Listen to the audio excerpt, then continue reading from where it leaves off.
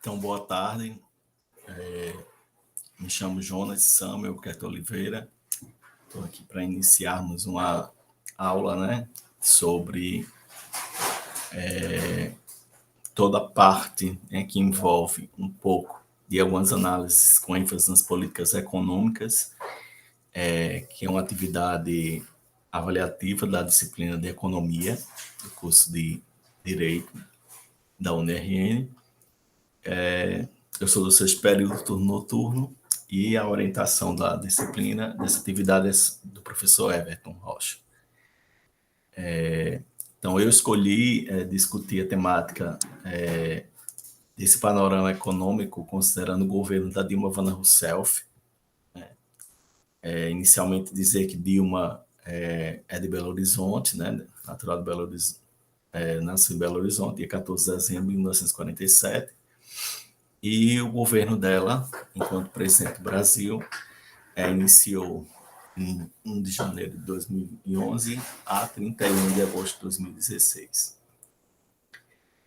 Então, inicialmente, queria colocar a questão da herança, da presidente em relação ao governo. Esse governo de Dilma, ele herdou, logo no seu início, alguns bons presságios do governo anterior, e vivenciou uma crise também, um governo que tinha uma base histórica de uma crise econômica internacional de 2010, na realidade 2008, que se alastrou em 2010 no Brasil, e que o Brasil ele teve um crescimento, ele volta a crescer em 2010, numa taxa de 7,5%, um crescimento,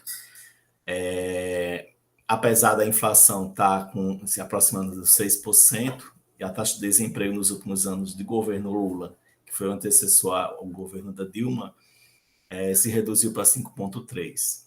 Então, esse desempenho acabou colocando os economistas, vários opositores do projeto do partido do governo anterior de Dilma, que se assemelha inclusive, na defensiva, e deu um fôlego que durou por mais de um ano ao governo Dilma. Então, uma questão inicial, que é essa herança significativa de crescimento econômico no governo Dilma, principalmente nesse primeiro ano. Já no segundo mandato, o que a gente vai identificar? Algumas questões já de que a situação econômica se agrava, no ano 2015, e foi registrado um PIB negativo no país, menos de 3,8% aproximadamente. E as taxas de desemprego e a inflação em crescimento. Então, a gente vê aqui uma diferença dessa herança inicial do primeiro governo para o segundo governo. A gente destaca uma questão também importante, que foram mantidos alguns programas de assistência, como Bolsa Família, Minha Casa Minha Vida, que são pautas, que foram pautas defendidas pelo governo anterior de Dilma e continuando com ela, mas que são pautas neoliberais. Então, economicamente, a pauta neoliberal em relação ao investimento público, o investimento do Estado brasileiro nesses programas é dotada desse cunho de investimento em empresas. Então, a lógica neoliberal permanece. Então, e os problemas sociais, eles ficaram, no caso, destinados à iniciativa privada. E aí o programa Minha Casa Minha Vida, o ProUni e vários outros programas, inclusive, de assistência educacional. Quanto à questão ainda dessa pauta neoliberal, principalmente no ano 2000, meados de 2012, o governo ele já estava claro que o governo estava enfrentando algumas dificuldades na gestão macroeconômica, o que resultou numa contraofensiva conservadora. Então, dentro do ponto de vista macroeconômico, nós tivemos algumas manifestações a partir dessa segunda metade de 2012, e que posteriormente foi confirmado, né, que o Brasil iria atravessar um ano com a reduzida taxa de crescimento e que tendia a se repetir no ano seguinte, 2013.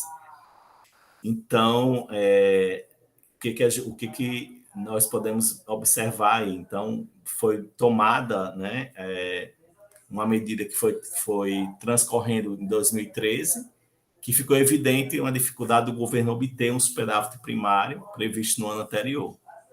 Então, somou-se o fato, né, do ano eleitoral também, 2014, que tem sua combinação perfeita para transbordar em análises econômicas, tanto os críticos, não é, como o atual governo, que os seus defensores também. E uma questão que vale salientar é que nesse período também o próprio governo sofreu algumas críticas, né, referente à sua política econômica, né? Então, isso é um ponto importante, principalmente por não se considerar, né, as pautas macroeconômicas. Então, se localiza principalmente do ponto de vista local, e a pauta macroeconômica influenciando na economia local, na economia do Estado brasileiro, não foi tomada em consideração. Um fato internacional marcante no governo da Dilma foi, em maio de 2013, né, no jornal Financial Times, no seu editorial, criticava a política econômica do governo brasileiro por não adotar medidas que estimulassem a investimentos, né? Então, o jornal destacou ainda que o modelo nacional de crescimento para o consumo, né, que foi voltado para o consumo nesse processo de crescimento econômico, ele teria se esgotado. E aí precisaria que o governo realizasse reformas oriundas para o mercado, como estimular o crescimento de alguns investimentos. E, nesse sentido, o governo precisou superar algumas críticas, né, considerando essa redução do crescimento, e aí, com alguns números, né? Então, o governo, nesse período, 2013, traz alguns números de redução de taxa de desemprego, investimentos na infraestrutura, melhoria de distribuição de renda, para se manter, né, dentro de uma linha comum em relação à manutenção, né, da estabilidade econômica, considerando que internacionalmente o Brasil ele não estava, ele tinha suas críticas significativas, principalmente para essa questão econômica a partir desse período. Então, o governo trouxe, né, algum resultado em relação à redução da dívida pública, do produto interno bruto, e a mobilidade social, associada com a redução dos níveis de pobreza. E também o acesso ao consumo, que era uma das questões centrais, né, do ponto de vista do governo. E aí, observou-se, ainda dentro do panorama da influência internacional na economia local, né, o Brasil vinha apresentando já essa crise, na realidade não era só nesse período do governo, mas essa influência internacional na economia do Estado brasileiro, ou qualquer outro Estado, é muito marcante, né, principalmente os Estados capitalistas. Então, a crise, desde 2007, já se via esse decréscimo aí dentro do panorama internacional, né? Então, há alguns problemas interligados na crise internacional, com alguns desequilíbrios de caráter estrutural, né, conseguiram cada vez mais favorecer a um país que tinha, né, essa influência internacional, porém, as críticas ao governo, principalmente do ponto de vista político, eram mais voltadas à estrutura da própria gestão local, né? Então, isso é uma questão que também algumas análises, de acordo com o que a gente conseguiu buscar, que traz também essa análise de que existia uma intenção, né, em não considerar muitas vezes essa política internacional dentro do ponto de vista local. Uma questão que foi perceptível do ponto de vista econômico, né, nesse governo foi a desaceleração do crescimento, né, que aconteceu, né, depois de uma recuperação, né, em 2010, 7,5% em relação ao crescimento do PIB. Eles reduziram de 2,7% e 1,1%. nos anos subsequentes, a partir de 2011. Né? E em 2013, o crescimento do PIB ficou em 2,3%. Isso é uma questão central. E aí, a consequência, né, a desaceleração do consumo, né, de investimentos, em 2011 gerou uma significativa variação negativa também desse PIB, né, em 2012. E com isso, o impacto também na desaceleração do crescimento das economias mundiais, embora esse desempenho tenha sido reduzido significativamente nos 3 últimos anos, vale destacar que o crescimento brasileiro ainda esteve acima das economias avançadas, né, e acompanhou a desaceleração de outras duas importantes economias emergentes, no caso a China e a Índia. Então aqui, esse gráfico do IBGE, ele traz para a gente, né, mostrando exatamente que o Brasil, né, ele se manteve a partir de 2006, né, principalmente com o PIB, uma taxa de crescimento do PIB entre os países do mundo e das economias avançadas e América Latina e Caribe bem ampliado. A partir, né, de 2008, você já vê ali uma redução, mas ainda assim superava alguns países do mundo e das economias avançadas, excluindo-se, obviamente, aqui casos da China e da Índia, né, que são essas economias com exceção para esse crescimento, né, que já elas têm aí uma taxa de crescimento cada vez maior nas últimas décadas, né, em relação aos países do mundo. E nós vamos ver que a partir do governo, né, de Dilma, você vai ver aqui uma redução significativa desse crescimento do PIB. Tá? Uma questão que vale salientar foi a persistência da inflação, né, em ficar acima da meta.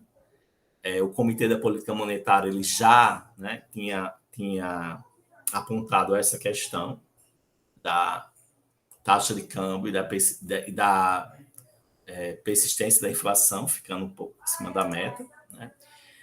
Quanto ao mercado de trabalho, uma questão que vale a pena a gente destacar, que pela primeira vez na história, nesse governo, né, da Dilma, nós tivemos o Brasil conviveu com a taxa de desemprego baixas, né? O desemprego caiu de 50% em cerca dos 10 anos. Então, a gente teve aí uma redução de crescimento, que é um ponto importante, positivo, nesse governo, né?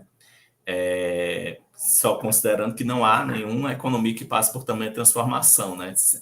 Em relação a sentir os efeitos. E um dos primeiros do país foi com a carência de mão de obra qualificada. Então, isso é uma questão também que tem relação com o mercado de trabalho. Né? Então, a carência de mão de obra qualificada, houve também as situações dentro dessa transformação, alguns salários da indústria, né, que começam a subir acima da produtividade, e produtos industrializados comercializáveis. Aqui está um erro de digitação. Então é isso, gente. Tem muito mais coisa, né? Que é uma síntese muito rápida de algumas questões principais em relação ao governo Dilma. Eu espero que tenha contribuído, né, para essa análise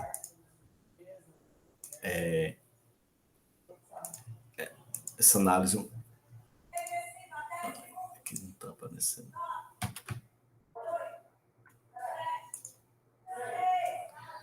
Essa análise inicial dessa atividade, né? E fico à disposição para os questionamentos, para as dúvidas, né? E as intervenções de vocês. Muito obrigado.